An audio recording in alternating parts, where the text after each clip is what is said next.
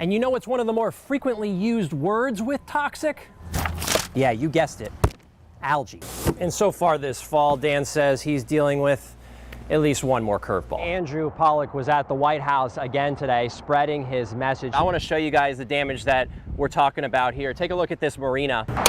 It's stories like this that the Palm Beach Metropolitan Planning Organization wants to prevent.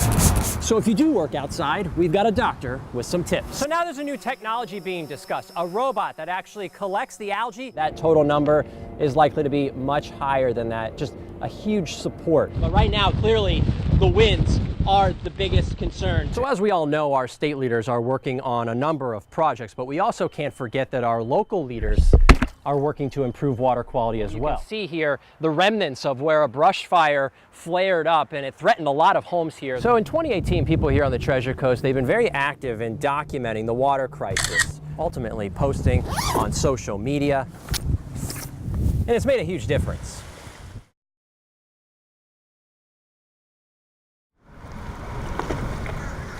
It's awful. The worst it's ever been. Nothing like this one. Call it unprecedented, a marine life catastrophe. Just gonna go out by the Sanibel Causeway. Weiler Gins took me out along the Gulf Coast. At first, it was just a couple. Big ol' angelfish. The farther out we went, the worse it got. Just floating fish everywhere. It looks like it snowed here in Florida. A line of dead fish, grouper, trout, snook.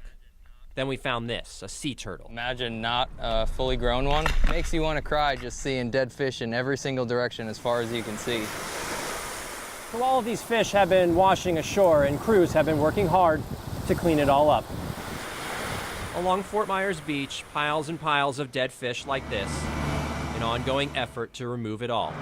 Dumpsters lining the beach, all while people try to withstand the smell like Kinley Bulvis. Smell, that we can't go in the water. Not coughing. Shirley Tabusick feels much better in her car. It's been 2 hours the whole time we're here of occasional coughing. This red tide bloom is being called the worst in more than a decade, coming in much later than usual, hitting many businesses where it hurts the most. It's impacted, the whole area. David Caston at Parrot Key Caribbean Grill sees fewer people these days, but trying to make the best of it, creating this fish kill cocktail. Proceeds from the sale of this drink are going to go to Captains for Clean Water. Know the effects it's having on our economy here, with people leaving, checking out hotels early, real estate deals falling through. Chris Whitman has a tough task of helping this ecosystem recover. Thousands of dead fish, dozens of turtles and manatees, other marine life. Clearly, a recovery will take some time. It's like the perfect storm, and it's tragic. It seems like it just keeps getting worse. At Fort Myers Beach, Alex Hagan, WPTV, News Channel 5.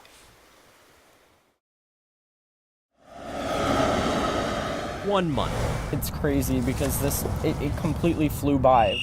Longest month and the shortest month. Looking back at February 14th. Angry, upset, sad. Now to March 14th, seniors Brianna Valley and Noah Damiani reflect. Putting this anger and putting this, sadness into something that I can create change with. Change. Now that's something we've heard over the last month. A mighty change. Change to happen. Saying I want change. Prevent people who have mental illness from getting these assault weapons. Looking at it from through gun violence and through also mental health reform and through also just communication. And we've heard those words after every tragedy. But this time was different. No more! Calling for action, meeting with state lawmakers, organizing, not giving up. Keep talking. We're going to keep pushing. Definitely made a lot of progress. Yes, I do think that we accomplished a lot of what we wanted to accomplish. Their voices ultimately getting lawmakers to pass the first gun control measures in 22 years. Governor Rick Scott signed the bill.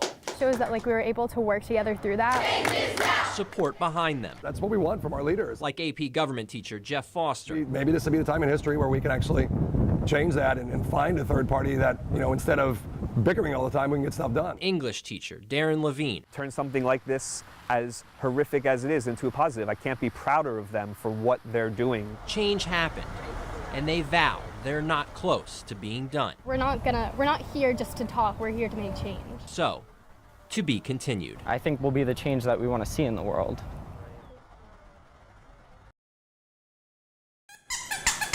There's nothing quite like the bond between a dog and its owner. He'll bring me a toy and I throw it. Young Cooper Klein has that bond with his dog Gunner, He follows me anywhere, like, his best friend. yeah. So when Canine Seago was shot and killed while trying to take down a suspect Christmas Eve, 7-year-old Cooper was heartbroken, If that happened to my dog, I would have been sad too. wanting to do something for Seago's handler, Deputy Ryan. Main thing I wanted to do was just try to make him feel happy. And He decided to write a letter. Dear Deputy Ryan, I am sorry that your dog got shot. Thank you for keeping me safe. Your dog did a lot for the world. Don't worry. His mother Joanna, moved by her son's actions, took a picture of it. Hoping that it would somehow reach Ryan to let him know that we were thinking of him. And it did. Asked if they could share it on their Facebook page. PBSO posted it on Facebook. Deputy Ryan was truly moved, saying he loved it. So ecstatic that Deputy Ryan got his letter. The letter now shared hundreds of times, both on Joanna's page and PBSO's. Keep arresting. A heartfelt message spreading. See a child truly be a child and have so much love inside of him. So much love from one bond Wait a minute. to another. I'm thinking of him and praying for him. In North Palm Beach, Alex Hagan, WPTV, News Channel 5. Not once, not twice. Probably 3 times a week. You'll find Christina Maldonado and Rebecca Fatzinger You walk along the seaweed and you just look. picking up trash along the shoreline, This is called a find it, fill it. splitting up locations. Anywhere from Normandy Beach up to Walton Rocks. And I go from Bathtub Beach to Jensen Beach. Whatever they find here is useful Wait and see what's in here. for when the real fun begins. Woohoo! Oh, I see some fun stuff. There's a surprise pretty much every time you're out there.